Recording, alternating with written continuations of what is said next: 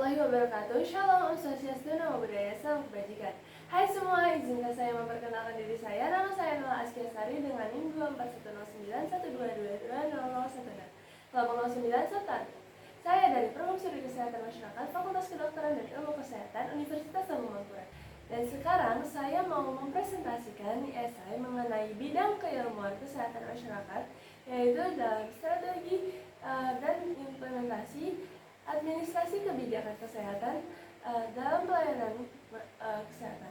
Pendidikan sarjana kesehatan masyarakat adalah jenjang pendidikan akademik tingkat sarjana dengan 8 kompetensi utama. Kompetensi penunjang dan kompetensi lain dikembangkan untuk memenuhi kebutuhan peminatan. Bidang yang dimaksud adalah epidemiologi, kesehatan lingkungan, kesehatan dan keselamatan kerja, promosi dan pendidikan kesehatan, administrasi kebijakan kesehatan, gizi masyarakat, biostatistik dan kependudukan, dan kesehatan reproduksi.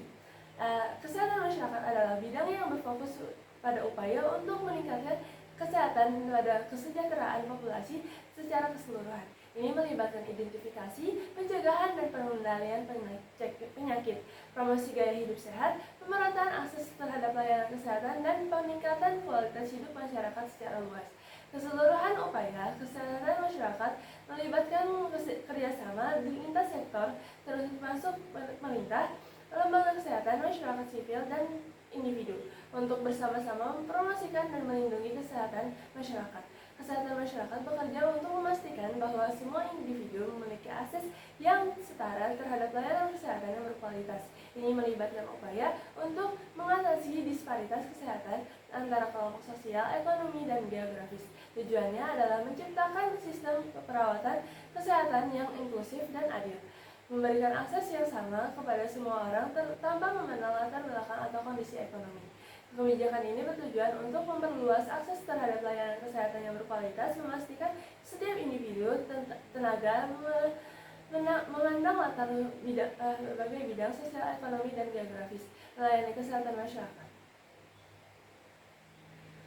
Bidang ini mencakup berbagai komponen utama, antara lain perencanaan dan pengelolaan sistem kesehatan, yaitu mengembangkan rencana strategis untuk sistem kesehatan termasuk alokasi sumber daya, manajemen rumah sakit, dan meningkatkan akses layanan kesehatan. Analisis kebijakan kesehatan adalah komponen lain yang mencakup menganalisis kebijakan yang ada dan memberikan rekomendasi untuk memperbaikan berdasarkan data dan bukti ilmiah. Manajemen keuangan kesehatan juga merupakan bagian yang penting, yang mencakup mengelola anggaran kesehatan, memastikan dana digunakan secara efisien, dan mencari sumber pendanaan yang berkelanjutan. Selain itu, evaluasi program kesehatan adalah proses penilaian efektivitas program kesehatan yang sudah berjalan dan mengidentifikasi area yang perlu perbaikan. Bidang administrasi kebijakan kesehatan menghadapi berbagai tantangan seperti perbedaan akses layanan kesehatan, keterbatasan dana, dan perubahan regulasi. Tantangan ini yang seringkali membutuhkan solusi yang inovatif dan pendekatan yang adaptif. Namun, peluang untuk inovasi dan peningkatan sistem kesehatan juga sangat besar. Kebijakan ini juga berfokus pada pengurangan kesenjangan yang terjadi dalam sistem kesehatan, seperti perbedaan akses antara daerah, perkotaan, dan pedesaan, atau antar kelompok masyarakat dengan tingkat pendapatan yang berbeda. Di Indonesia, implementasi kebijakan kesehatan yang efektif telah menunjukkan hasil yang signifikan. Misalnya, program Penjaminan Kesehatan Nasional atau JKN yang diluncurkan oleh BPJS Kesehatan. Program ini bertujuan untuk memberikan akses layanan kesehatan yang merata dan terjangkau bagi seluruh rakyat Indonesia.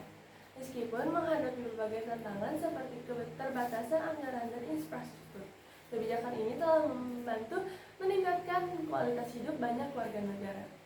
Terima kasih atas waktu dan perhatian Anda dalam menyimak presentasi ini. Saya berharap ide-ide yang disampaikan di sini dapat menjadi inspirasi dan refleksi bagi kita semua.